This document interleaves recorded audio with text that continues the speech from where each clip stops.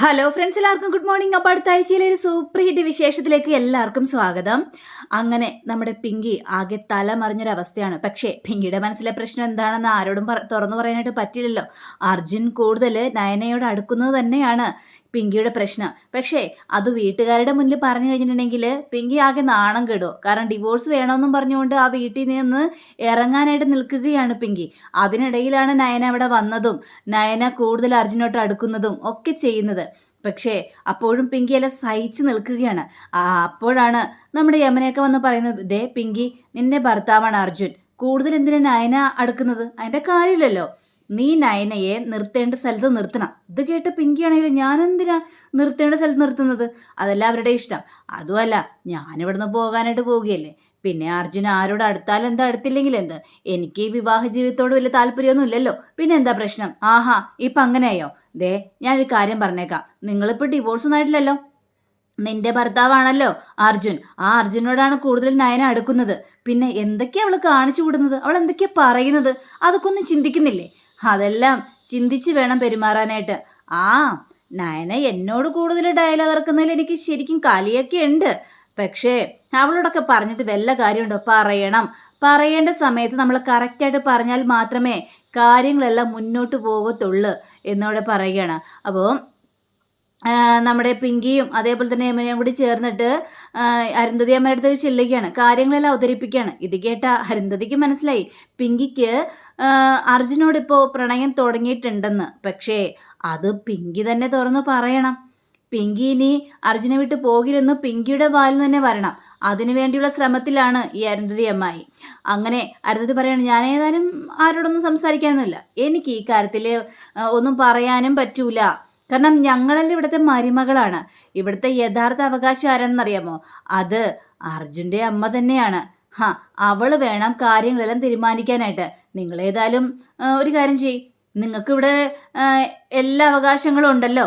അപ്പോൾ അർജുൻ്റെയും നയനയുടെയും കാര്യത്തിൽ നിങ്ങളൊരു ഇത് കണ്ടെത്ത്. എന്നിട്ട് എങ്ങനെയെങ്കിലും നയനയെ ഇവിടെ നിന്ന് ഓടിക്കാനായിട്ട് നോക്ക്. അതുമാത്രമേ എനിക്ക് പറയാനുള്ളൂ. ഇത് കേട്ട് കഴിഞ്ഞപ്പോഴേക്ക് പിങ്കി ആണെങ്കിൽ ആകെ ടെൻഷൻ നിൽക്കുകയാണ്.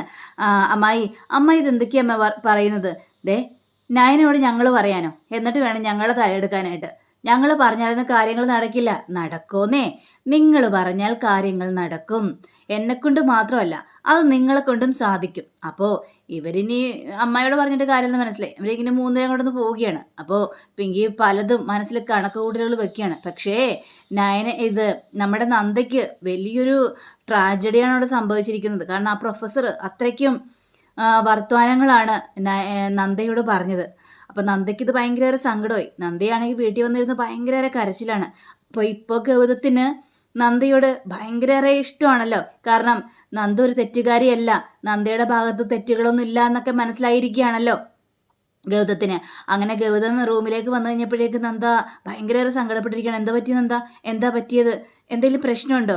അപ്പോൾ പ്രൊഫസർ പറഞ്ഞ കാര്യങ്ങൾ മുഴുവനോടെ പറയുകയാണ്. ഇത് കേട്ട് കഴിഞ്ഞപ്പോഴേക്കും ഗൗതത്തിനാകെ കാലി വരികയാണ്. ആഹാ, അങ്ങനെയാണെങ്കിൽ ആ പ്രൊഫസറെ അങ്ങനെ വിട്ടാൽ ശരിയാവില്ലല്ലോ. അയാൾക്കെന്ത് ഇത്ര അഹങ്കാരം? മനസ്സിലാവുന്നില്ല. എല്ലാ കാര്യങ്ങളും കൃത്യമായിട്ട് നീ ചെയ്ത് കാണിക്കുമ്പോഴും അയാൾ കിടന്താ നെഗളിക്കുകയാണോ? ഞാൻ അങ്ങോട്ട് വരുന്നുണ്ട്. വേണ്ട ഗൗതം സാർ, വേണ്ട, ഒരു പ്രശ്നം ഉണ്ടാക്കാൻ നിൽക്കണ്ട. എന്തോ മറ്റുള്ളവർ പറഞ്ഞതിൻ്റെ ആ ഒരു വൈരാഗ്യത്തിലായിരിക്കും എന്നോട് കിടന്ന് പെരുമാറുന്നത്. അതൊക്കെ നമുക്ക് മാറ്റിയെടുക്കാം. ഇനി ഒരു പുതിയ അസൈൻമെൻറ്റ് ഉണ്ടാക്കുന്ന കാര്യം ആലോചിക്കുമ്പോഴാണ് ആകെ ടെൻഷൻ. എങ്ങനെ ആ അസൈൻമെൻറ്റ് ഉണ്ടാക്കുമെന്ന് പോലും എനിക്കൊരു നിശ്ചയമില്ല. ഇനി ഇത് എന്തോരം പരിശ്രമിക്കണമെന്നറിയാവോ? ഒരുപാട് കഷ്ടപ്പെട്ടിട്ടാണ് ഞാൻ ഈ അസൈൻമെൻ്റ് എല്ലാം തയ്യാറാക്കിയത്. പക്ഷേ ഇതൊന്നും പോരാ, ഇത് മറ്റുള്ളവരുടെ കോപ്പി അടിച്ചാണ് എന്നൊക്കെയാണ് ആ പ്രൊഫസർ എന്നോട് പറഞ്ഞത്. ഇത് കഴിഞ്ഞപ്പോഴേക്കേ ഇങ്ങനെ വെറുതെ വിട്ടാൽ പറ്റില്ലല്ലോ നന്ദ. അങ്ങനെ നമ്മുടെ ഗൗതവും രണ്ടും കളിപ്പിച്ച് നല്ലൊരു തീരുമാനം എടുക്കുകയാണ്. അപ്പോൾ ഇപ്പോൾ നന്ദയ്ക്കാണെങ്കിൽ ഭയങ്കര സന്തോഷമാണ്. അങ്ങനെ നമ്മുടെ അർജുനും അതേപോലെ തന്നെ നയനയും കൂടി കയറി വരികയാണ്. നയന കൂടി ഭയങ്കര കൈയും കോർത്തുകൊണ്ട് ഇങ്ങനെയാണ് കയറി വരുന്നത്. അപ്പോൾ ഇത് കണ്ടു കഴിഞ്ഞപ്പോഴേക്കും പിങ്കിക്കാകെ കാലി വരികയാണ്. അപ്പോൾ പിങ്കി ചോദിക്കേണ്ടത്, എന്താണിത്? ഒരു വീട്ടിൽ നിന്ന് ഇറങ്ങിപ്പോയി കഴിഞ്ഞിട്ടുണ്ടെങ്കിൽ കൃത്യസമയത്ത് ഇങ്ങോട്ട് വരാൻ അറിയില്ലേ? എന്തൊക്കെയാണ് ഈ കാണിച്ചു കൂട്ടുന്നത് എന്ന് ചോദിക്കുകയാണ്. ഇതൊക്കെ കേട്ട് കഴിഞ്ഞപ്പോഴേക്കും നയനയാണെങ്കിൽ, അതിന് പിങ്കിക്ക് എന്താ? ഞങ്ങൾ ഇഷ്ടമുള്ള സമയത്ത് വരും പോകും, അതെല്ലാം ഞങ്ങളുടെ ഇഷ്ടമല്ലേ. അതെന്തിനാ പിങ്കി ചോദിക്കുന്നത്? അല്ല, പിങ്കിക്ക് ഭർത്താവിനായിട്ട് യാതൊരു ബന്ധവുമില്ലല്ലോ. പിങ്കി ഇവിടെ നിന്ന് പോകാനായിട്ട് നിൽക്കുകയല്ലേ. അപ്പൊ പിന്നെ ഈ കാര്യത്തിൽ എന്തിനാണ് കൂടുതൽ ഇടപെടുന്നത് എന്ന് ചോദിക്കുകയാണ്. അപ്പൊ ഇത് കേട്ട് കഴിഞ്ഞപ്പോഴേക്കും അർജുനും അതേതായാലും ശരി തന്നെയാണ്. പിങ്കി ഇവിടുന്ന് പോകാൻ നിൽക്കുകയാണ്. അപ്പോൾ പിന്നെ പിങ്കി ഈ കാര്യത്തിൽ കൂടുതൽ ഇടപെടാനായിട്ട് നിൽക്കണ്ട. അപ്പം അർജുൻ്റെ നാവിൽ നിന്ന് അങ്ങനെ ഒരു വർത്തനോട് കേട്ട് കഴിഞ്ഞപ്പോഴേക്കും ആകെ തലക്ക് കീഴടക്കണോ, ഈ നാശങ്ങളൊക്കെ എപ്പോഴാണ് പോകുന്നതെന്ന് അറിയാൻ പാടില്ല എന്നൊക്കെ ചിന്തിച്ച് അങ്ങനെ നയനെ അവിടെ ഭയങ്കര കുറ്റപ്പെടുത്തിക്കൊണ്ട് കൂടുതൽ സംസാരിക്കുകയാണ്. അപ്പോൾ ഇത് കേട്ടുകൊണ്ട് വരികയായിരുന്നു അർജുൻ്റെ അമ്മ. അപ്പോൾ അർജുൻ്റെ അമ്മ അങ്ങോട്ട് ചെന്നിട്ട്, നീ ആരാടി നയനയെ ഭീഷണിപ്പെടുത്താനായിട്ട്? ദേ, നീ എൻ്റെ കൊച്ചിനൊന്ന് ഭീഷണിപ്പെടുത്തേണ്ട കാര്യമൊന്നുമില്ല. അവളെ ഞാനാണ് ഇങ്ങോട്ട് കൊണ്ടുവന്നത്. അതുകൊണ്ട് കൂടുതൽ നീ ഇവിടെ അധികാരം കളിക്കേണ്ട കാര്യമില്ല. ഇത് കേട്ട് കഴിഞ്ഞപ്പോഴേക്കും, അതെ, നിങ്ങൾ കൊണ്ടുവന്ന ആ നയനയില്ലേ, ആ നയന മോളോടൊന്ന് പറയണം എങ്ങനെയാണ് മര്യാദയ്ക്ക് പെരുമാറണ്ടേ എന്ന്. അതൊന്ന് പറഞ്ഞ് മനസ്സിലാക്കി കൊടുക്കണം.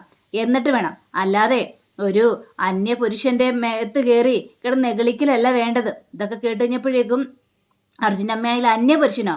അവളെ അർജുന അന്യപുരുഷനൊന്നല്ല, അവൾ അവൻ്റെ മുറപ്പെണ്ണാണ്. അപ്പൊ എന്ത് അധികാരവും കാണിക്കും. ഇത് കേട്ട് കഴിഞ്ഞപ്പോഴേക്കും ഈ പിങ്കിക്ക് കാലി വരികയാണ്. മുറപ്പെണ്ണ് പോലും. അർജുന് ഇപ്പോൾ ഒരു ഭാര്യയുണ്ട്, അർജുൻ്റെ കല്യാണം കഴിഞ്ഞതാണ്. അപ്പോ നയന അന്യ ആള് തന്നെയാണ്. ഒരു അന്യ പെണ്ണിന്റെ ഭർത്താവിനോടാണ് അവൾ ഇങ്ങനെയൊക്കെ കിടന്ന് കാണിച്ചു കൂടുന്നത്. അത് നിങ്ങൾക്ക് പറഞ്ഞ് മനസ്സിലാക്കി കൊടുക്കാനായില്ലേ? ഇത് കഴിഞ്ഞപ്പോഴേക്കും, നീ എന്താടി പറഞ്ഞത് എന്നൊക്കെ പറഞ്ഞുകൊണ്ട് ഈ അർജുൻ്റെ അമ്മ തല്ലാനായിട്ട് കൈ ഉയർത്തുകയാണ്. ഇത് കണ്ടതും നമ്മുടെ പിങ്കി ആണെങ്കിൽ വെറുതെ നിൽക്കോ? നന്ദയെ പോലെയല്ലല്ലോ. പിങ്കി ആണെങ്കിൽ അർജുൻ്റെ അമ്മയുടെ കൈ അങ്ങോട്ട് പിടിച്ച് ഇങ്ങനെ തടഞ്ഞു നിർത്തുകയാണ്. നിങ്ങൾ എന്താ വിചാരിച്ചത്? എന്നെ അങ്ങോട്ട് തല്ലി തകർക്കാന്നോ? നിങ്ങൾ ചെയ്തു കൂട്ടുന്ന മുഴുവനും തെറ്റുകളാണ്. കാരണം എൻ്റെ ഭർത്താവിനെയാണ് നയന ഇപ്പോൾ ഒരുപാട് അങ്ങോട്ട് വളച്ചെടുക്കാനായിട്ട് നോക്കുന്നത്. പക്ഷേ ഇതൊക്കെ എവിടുത്തെ ന്യായമാണ്? നിങ്ങൾ വലിയ കുടുംബ പാരമ്പര്യവും തറവാട്ട് മഹിമയൊക്കെ പറയല്ലോ, ദൈവത്തിന്റെ മുന്നിൽ പോയത് 24 മണിക്കൂറും പ്രാർത്ഥിക്കല്ലോ. പക്ഷേ ഇതൊന്നും അറിയില്ലല്ലേ എന്നൊക്കെ പറഞ്ഞുകൊണ്ട് അവിടെ ഭയങ്കര ഭൂകമ്പം. ഇതെല്ലാം കണ്ടുകൊണ്ട് നിൽക്കുകയാണ് നമ്മുടെ നന്ദ. അപ്പൊ നന്ദയ്ക്ക് മനസ്സിലായി പിങ്കിക്ക് അർജുനെ ഒരുപാട് സ്നേഹമാണെന്ന്, അർജുനോട് ഒരുപാട് അടുപ്പമാണെന്ന്. പക്ഷേ ഇനിയും കൂടുതൽ അടുക്കണം. ലാസ്റ്റ് പിങ്കി പറയണം അർജുനനെ വിട്ടു പിരിയാനായിട്ട് തനിക്ക് മനസ്സില്ല എന്ന്. അങ്ങനെ പറയിപ്പിക്കണം. അപ്പൊ നന്ദ ആ ഒരു കടുത്ത തീരുമാനം എടുക്കുകയാണ്. അങ്ങനെ നന്ദ ഈ നയനെ കാണുകയാണ്. അതെ നയനെ, ഞാൻ നിന്നോടൊരു കാര്യം പറയട്ടെ. എന്താ നന്ദയ്ക്ക് എന്നോട് പറയാനുള്ളത്? അതെ, ഞാൻ പറയുന്ന പോലെ കാര്യങ്ങളെല്ലാം ചെയ്യാവോ? ശ്രമിക്കാം. ആദ്യം എന്താണെന്ന് പറ, അതിനുശേഷമല്ലേ. അല്ല, ഇനിയേ കൂടുതൽ അടുപ്പം അർജുനോട് കാണിക്കണം. അതെന്താ അങ്ങനെ പറഞ്ഞത്? അതോ പിങ്കി ഏതായാലും അർജുനെ വിട്ടിവിടെ പോകാനായിട്ട് നിൽക്കുകയായിരുന്നു. ആ സമയത്താണ് നിന്റെ വരവ്. പക്ഷേ നീ കൂടുതൽ അർജുനനെ എടുക്കുന്നത് പിങ്കിക്ക് അത്ര ഇഷ്ടപ്പെടുന്നൊന്നുമില്ല. പക്ഷെ പിങ്കിക്ക് അത് തുറന്നു പറയാനായിട്ട് മനസ്സില്ല. അതുകൊണ്ട് തന്നെയാണ് ഇപ്പൊ പിങ്കി ഇങ്ങനൊരു കാര്യങ്ങളെല്ലാം കാണിച്ചു വിടുന്നത്. ഇവിടെ കണ്ടില്ലേ അട്ടഹസിക്കുന്നത്. ഇവിടെ നിന്ന് ഇറങ്ങിപ്പോകാൻ നിന്ന് പിങ്കി ഇവിടെ തന്നെ പിടിച്ചു നിൽക്കുന്നത് കണ്ടില്ലേ? അപ്പോ ഏതായാലും അർജുനെയും പിങ്കിയെയും എങ്ങനെയെങ്കിലും ഒന്നിപ്പിക്കണം. അർജുനും ഒരുപാട് പിങ്കിയെ ഇഷ്ടമാണ്. പിങ്കിയെ പിരിഞ്ഞ് അർജുന് ഒരു നിമിഷം പോലും ജീവിക്കാനായിട്ട് പറ്റില്ല. പക്ഷേ അർജുനെ മനസ്സിലാക്കാത്തത് അത് പിങ്കി തന്നെയാണ് എന്നൊക്കെ പറഞ്ഞുകൊണ്ട് നയനയോട് കാര്യങ്ങളെല്ലാം പറയുകയാണ്. ഇതൊക്കെ കേട്ടുകഴിഞ്ഞപ്പോഴേക്കും അത്രയുള്ള കാര്യം. അങ്ങനെയാണെങ്കിൽ അതൊക്കെ ഞാൻ ഏറ്റു. ഞാൻ ഇനി കൂടുതൽ അർജുനോട് അടുക്കണം. അത്രയും മാത്രമല്ലേ, അതൊക്കെ ഞാൻ ഏറ്റു എന്നും പറയുകയാണ്. അങ്ങനെ ഇവർ രണ്ടുപേരും കൂടി നല്ലൊരു ഡീലിനെ വെക്കുകയാണ്. കാരണം എങ്ങനെയെങ്കിലും അർജുനനും അതേപോലെ തന്നെ പിങ്കിയും തമ്മിലുള്ള പ്രശ്നങ്ങളെല്ലാം ഇല്ലാതാക്കണം. ഇവർ സ്നേഹിച്ച് ഒരുമിച്ച് കഴിയണം, സന്തോഷത്തോടെ കഴിയണം. ഇതാണ് എൻ്റെ ചിന്ത. അങ്ങനെ നമ്മുടെ അർജുനന് ഒരു ദിവസം തീരെ വയ്യാതാകുന്ന സമയത്ത് പിങ്കി ആണെങ്കിൽ തിരിഞ്ഞു നോക്കുന്നില്ല. അപ്പോൾ നമ്മുടെ നയനക്ക് ആകെ സങ്കടം വരികയാണ്. അയ്യോ അർജുൻ എന്ത് പറ്റി അർജുൻ എന്നൊക്കെ പറഞ്ഞുകൊണ്ട് തലയിലൊക്കെ ഇങ്ങനെ പിടിച്ചു നോക്കിയാണ്. തലയിലൊക്കെ പിടിച്ചു നോക്കി കഴിഞ്ഞപ്പോഴേക്കും അയ്യോ നല്ല പനിയുണ്ടല്ലോ, ദൈവമേ നല്ല ജലദോഷം ചുമയൊക്കെ ഉണ്ട്. മരുന്ന് മേടിച്ച് കഴിച്ചായിരുന്നോ? മരുന്ന് മേടിച്ച് കഴിച്ചാൽ അതിന് മരുന്ന് കൊണ്ടൊന്നും പ്രയോജനമില്ല. ഞാൻ ഏതായാലും കുറച്ച് വെള്ളം തിളപ്പിച്ചിട്ട് വരാം, ഒന്ന് ആവി പിടിക്കുക എന്നൊക്കെ പറഞ്ഞുകൊണ്ട് നമ്മുടെ നയൻ അടുക്കളയിൽ കയറി സ്വയമായിട്ട് തന്നെ വെള്ളമൊക്കെ വെച്ച് അതിൽ കുറച്ച് തുളസിയും പനിക്കൂർക്കയൊക്കെ ഇട്ടിട്ട് നമ്മുടെ അർജുൻ്റെ റൂമിലേക്ക് ആ വെള്ളം തിളപ്പിച്ച് കൊണ്ടുവരികയാണ്. ഇനി ഇത് ആവി പിടിച്ചോ. അങ്ങനെ അർജുൻ്റെ മേത്തേക്ക് ഒരു പുതപ്പ് ഇട്ടിട്ട് ഇതിൻ്റെ ഉള്ളിലേക്ക് നയനയും കൂടി കയറുകയാണ്. അപ്പോഴാണ് ദേ വരുന്നു റൂമിലേക്ക് പിങ്കി. ഇത് കണ്ടു കഴിഞ്ഞപ്പോഴേക്കും പിങ്കിക്ക് ആകെ ചങ്ക് തകർന്ന് തരിപ്പണമായ ഒരു അവസ്ഥയാണ് അവിടെ ആയി പോകുന്നത്. അപ്പോൾ പിങ്കി ചോദിക്കണം എന്താ ഇത് എന്ന് ചോദിച്ചു കഴിഞ്ഞപ്പോഴേക്കും നയന ആ പുതപ്പിൻ്റെ ഉള്ളിൽ നിന്ന് ഇറങ്ങുകയാണ്.